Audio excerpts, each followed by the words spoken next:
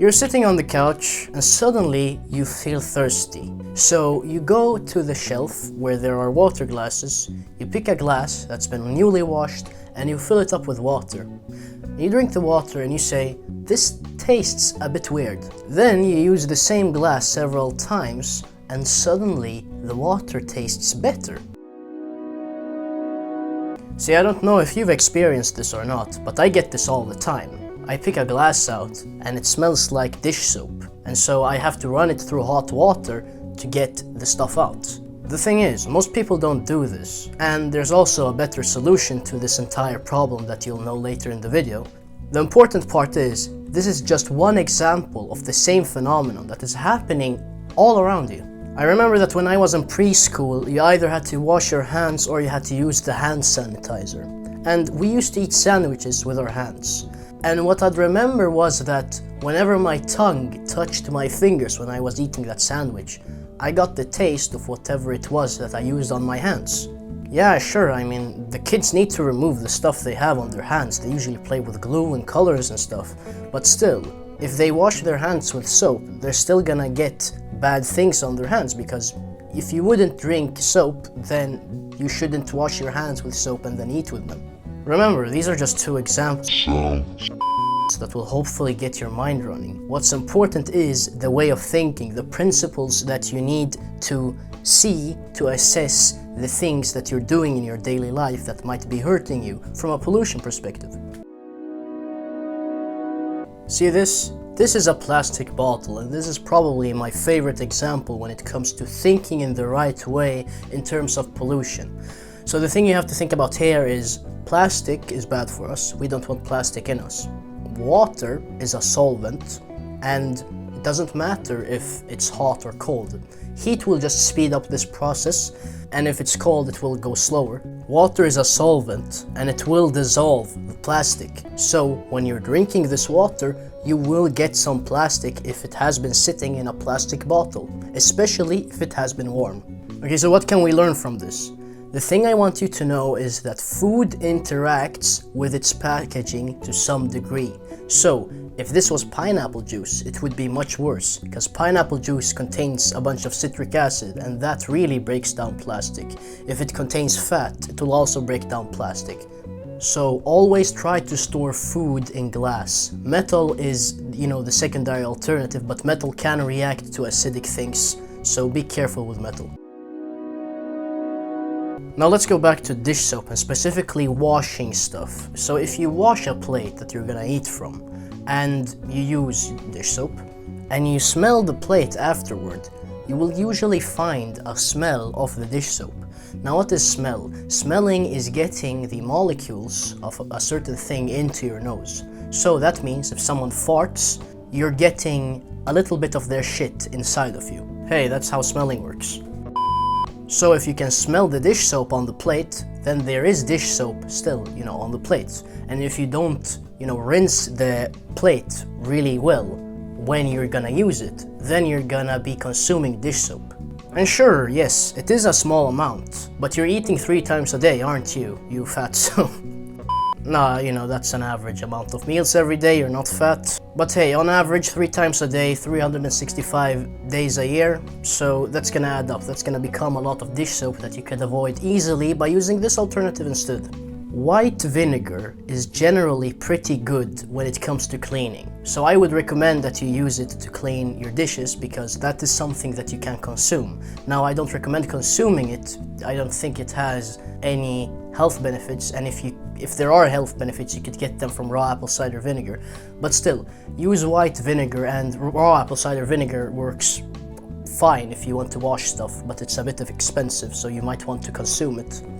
2,000 years later. White vinegar is pretty good at washing stuff. The principle here is that if you wash something with something, then both of those things will be together. You won't get rid of the dish soap from the plate. That will still stay there unless you wash it under warm water for a very long time. So be careful. This one is pretty funny, because I've never heard anyone talk about this. So cookware and bowls and plates and utensils, when they get old, they usually have cuts in them. like you've carved out something. So I have a question. Where do you think that material that left the cookware or the bowl or the plate or the utensil went? It most likely went into your food than into your body. And you'll usually notice these cuts more in plastic things because plastic is softer than things like metal or glass thingies that have been painted. There's an easy way to avoid all of this, and the first thing you need to do is to stop eating things from plastic. So when you're cutting things with plastic or on plastic, you're scratching the plastic and that plastic is getting into you. And hey, I don't think I have to explain why you shouldn't consume plastic, because plastic is extremely toxic. The second thing is, don't apply too much force. I mean, don't push the knife into whatever you're eating that much, okay? Because then you're gonna scratch the stuff and that is gonna, enter you. But most importantly, when it comes to all of this, is cookware. So if you've got cookware like a cast iron pan or Teflon, especially Teflon, if you cook on that stuff, don't you think you're gonna get that stuff into you? Of course you're gonna get that stuff into you. I mean, hey, they say that Teflon pans don't leach into the food, but if you look at an old Teflon pan, you'll see a bunch of scratches. Every single Teflon pan that my parents have had have gotten scratches. And so that means that they've consumed Teflon. Teflon is extremely toxic. It's so toxic that there are studies showing that it kills birds. If you want to be on the safe side, avoid Teflon.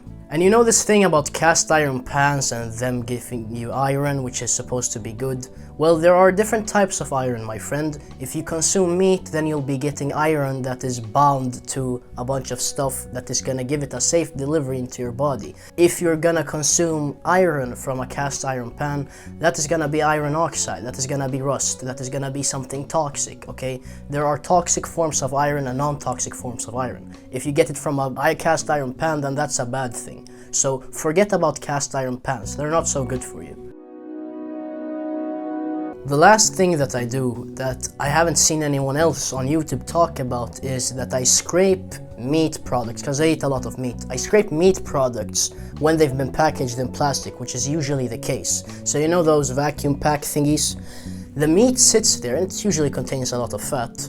It sits there for many days in the fridge, and so that is gonna break down the plastic. So the surface of the meat is gonna be filled with plastic. So what I do is I take a knife and I just scrape the meat. I scrape the outermost layer of the meat wherever it is that it has touched the plastic.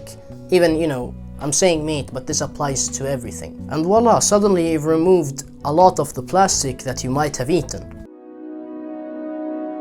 Lastly, I know for some of you, you might think that this is highly unnecessary, that it's a time waste, that you don't need to do anything, since no one has told you this, that it must be unimportant. But notice how many sources of pollution there are in your daily life through not doing certain things, not being aware of certain things. This does add up, and trust me, I wouldn't have made this video unless it was important, unless I could have made a change in your life. So please, listen to this advice. Change your dish soap, start scraping meat, stop using Teflon pans, and remember the principles that I give you in this video, because then you'll be able to assess your day-to-day situations from a health perspective much better. You're filled to the brim with pollution. You're already filled with pollution, so you don't want to add more. You want to be careful with your body. You want to avoid pollution so that your body can focus resources on your organs and not on protecting you, because the more it needs to protect you, the less it can give resources to everything else. So be careful when it comes to pollution. Follow all of this advice so that you don't add any more crap to you. Share the video with someone that needs it. Like the video, subscribe. Only if you want to be a part of the community, and trust me, we all want you to be over here. You're important. With that said, go and achieve excellent health. I know you can do it.